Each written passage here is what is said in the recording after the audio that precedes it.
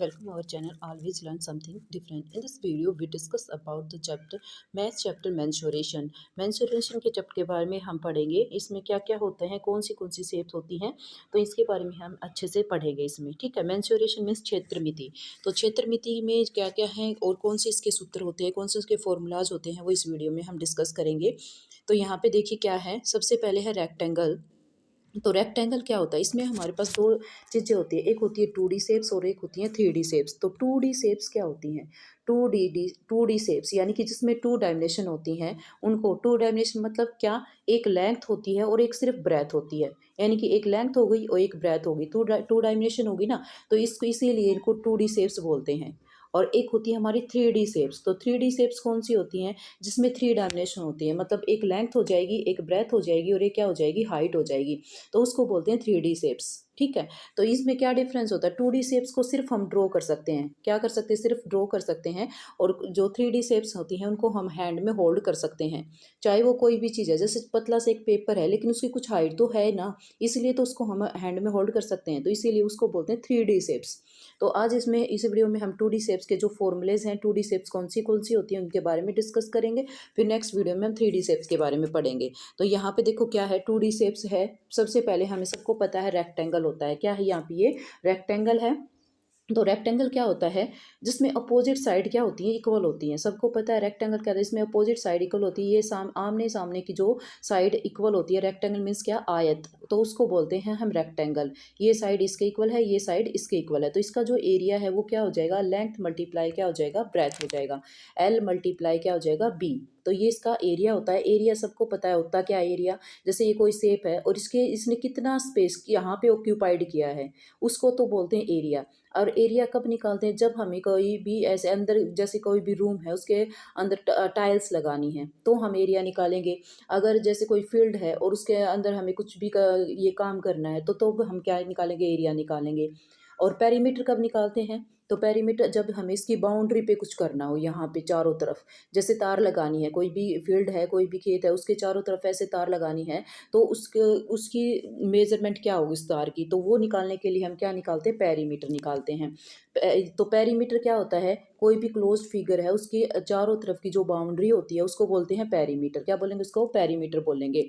तो एरिया निकालने का, जो रेक्टेंगल है, एरिया निकालने का उसका फॉर्मूला होता है लेंथ मल्टीप्लाई ब्रेथ, और पेरीमीटर निकालने का होता है twice of L plus B। क्योंकि देखो यहाँ पे ये L है, ये तो स्क्वायर बन गया, यहाँ पे ये L है, ये B है, और यहाँ पे ये हो जाएगा हमारे पास, इसका फॉर्मूला हो जाएगा यहाँ पे। तो ये हमारे पास है L, ये B है, ये L है, ये B है। तो 2 बार हमने L को प्लस किया और 2 बार हमने B को प्लस किया, तो इसीलिए 2 हमने बाहर ले लिया 2, और L प्लस B ये हमारा पेरीमीटर निकालने का फॉर्मूला बन गया, किसका, रेक्टेंगल का। ये तो सबको पता होगा, लेकिन आगे ये पैरेललोग्राम, सर्कल, ये कई भूल जाते हैं तो इनको हम याद करेंगे। अभी स्क्वायर का क्या होता है, स्क्वायर क्या होता है, जिसमें चारों साइड क्या होती है, इक्वल होती हैं। क्या होता है, चारों साइड क्या होती है, वर्ग, जिसको हम बोलते हैं हिंदी में। तो चारों साइड इसकी क्या होती है, इक्वल होती हैं, तो इसलिए ए मल्टीप्लाई ए करेंगे तो इसका एरिया हो जाएगा ए स्क्वायर, और चारों साइड को प्लस करेंगे, एक ए प्लस ए प्लस ए प्लस ए, 4 बार ए को प्लस किया तो इसका पेरीमीटर हो जाएगा 4A। ठीक है। उसके बाद हमारी ट्रायंगल। तो ट्रायंगल का जो एरिया होता है वो होता है 1/2 base multiply height, 1/2 base multiply height. इससे रिलेटेड क्वेश्चन एग्जाम में हमेशा आते हैं। ट्रायंगल दे दिया, पैरेललोग्राम हो गया, उससे आगे जो 3D शेप्स होती है, क्यूब और क्यूबॉइड, तो एग्जैक्ट अगर हमें फॉर्मूला याद होगा तो ही हम उस क्वेश्चन को सोल्व कर पाएंगे, लेकिन इनको रटना नहीं है, सिर्फ समझ के करेंगे तो हमें ये याद रहेंगे। तो देखो जो ट्रायंगल है उसका जो एरिया होता है वो होता है 1/2 बेस मल्टीप्लाई, ये इसका बेस होता है नीचे वाला, और ये इसकी हाइट होती है। ये हाइट नहीं होगी, इसको स्लैंट हाइट बोलते हैं। हाइट हमारी यहाँ से ये होगी, जहाँ पे ये क्या बनाती है, यहाँ पे 90 डिग्री का एंगल बनाती है सीधा, तो इसको हाइट बोलते हैं। तो इसका जो एरिया होता है 1/2 बेस मल्टीप्लाई हाइट हो जाएगा, पेरीमीटर हो जाएगा इसका A plus B plus C। ठीक है, लेंथ ऑफ ऑल साइड्स। उसके बाद है पैरेललोग्राम। तो पैरेललोग्राम क्या होता है, पहले वो समझते हैं। पैरेललोग्राम होता क्या है, तो पैरेललोग्राम को देखो अच्छे से समझेंगे। पैरेललोग्राम हमारा क्या है, जिसमें 2 साइड पैरेलल होंगी। देखो इस साइड को और इस साइड को कितना भी आगे तक एक्सटेंड करें, मिलेंगी नहीं। ठीक है। और इस साइड को, और ये दोनों दोनों पेयर पैरेलल साइड के होंगे, उसको बोलते हैं पैरेललोग्राम। तो यहाँ पे ये हम इनको कितना भी आगे तक एक्सटेंड करें, तो पैरेलल साइड वो होती है जिनको आगे तक कितना भी बढ़ाएं लेकिन वो मिले ना, तो उनको बोलते हैं पैरेलल साइड। तो ये दोनों क्या होंगे हमारे पास, पैरेलल साइड हैं, ठीक है।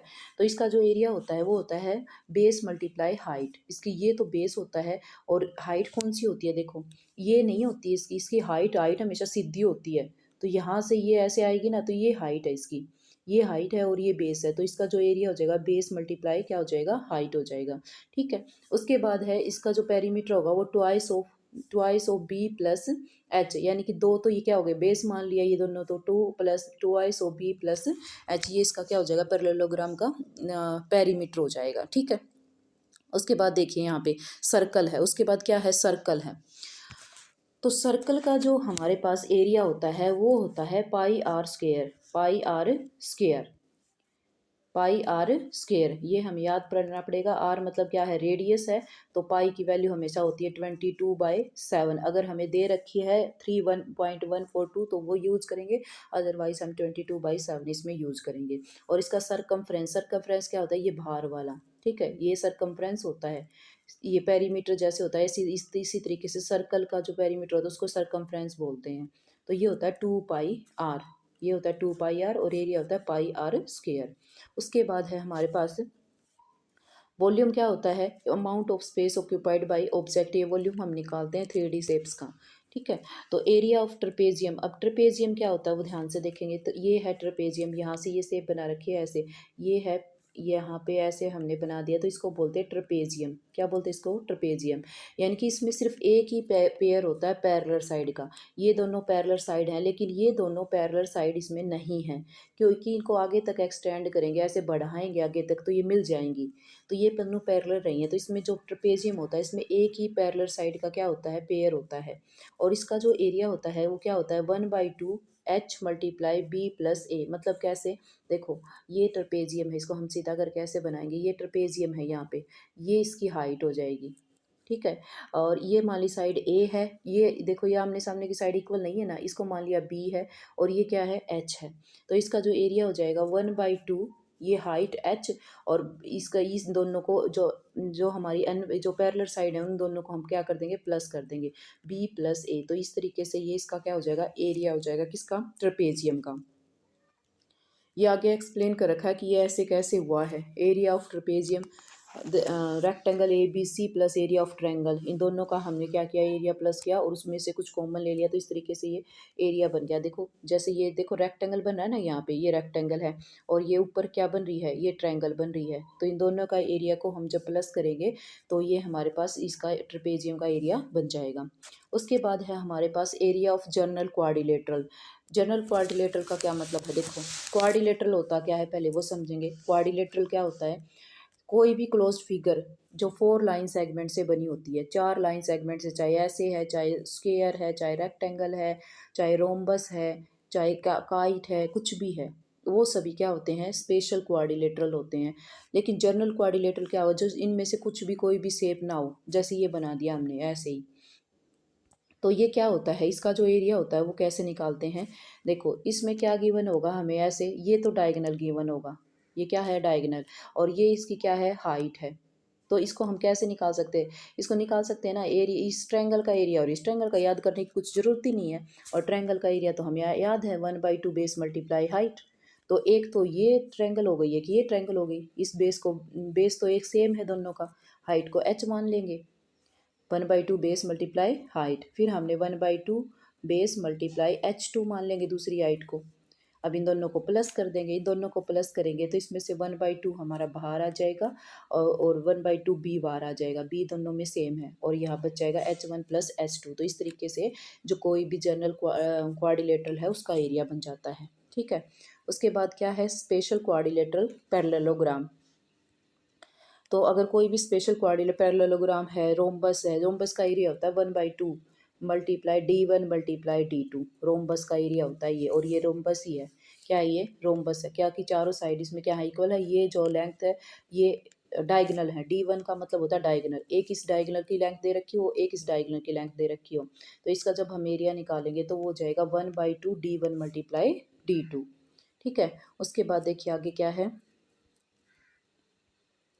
नेक्स्ट हमारे कोई भी फिगर दे रखी है, area of polygon, area of polygon. तो एरिया ऑफ पॉलीगन निकालेंगे तो क्या होता है, देखो पॉलीगन क्या होता है, कोई भी 3 से ज़्यादा लाइन सेगमेंट से बनी हुई क्लोज्ड फिगर को, जैसे 3 से ज़्यादा जो लाइन सीधी लाइन होती है ना, उनसे बनी हुई जो क्लोज्ड फिगर होती है उसको हम पॉलीगन बोलते हैं। तो ये भी पॉलीगन है, ठीक है, ये भी पॉलीगन है। अब पेंटागन बनाएंगे, हेक्सागन बनाएंगे, वो सभी क्या हैं, वो सभी क्या है, पॉलीगन है। तो ऐसे ही जो पॉलीगन का एरिया जब हम निकालेंगे तो उनको हमें अलग अलग निकालना पड़ेगा। अब देखो ये पॉलीगन दे रखा है, तो इसमें एरिया अगर इसका निकालेंगे तो देखो इसमें 3 ट्रायंगल बन गई, एक ये बन गई, एक ये बन गई और एक ये बन गई। तो तीनों ट्रायंगल का हम एरिया निकाल देंगे और ट्रायंगल का एरिया वही है सेम, 1/2 बेस मल्टीप्लाई हाइट। तो इसका क्या आ जाएगा, एरिया आ जाएगा। ठीक है, तो ये 2D शेप्स थी। नेक्स्ट वीडियो में हम क्या 3D शेप्स के एरिया को समझेंगे।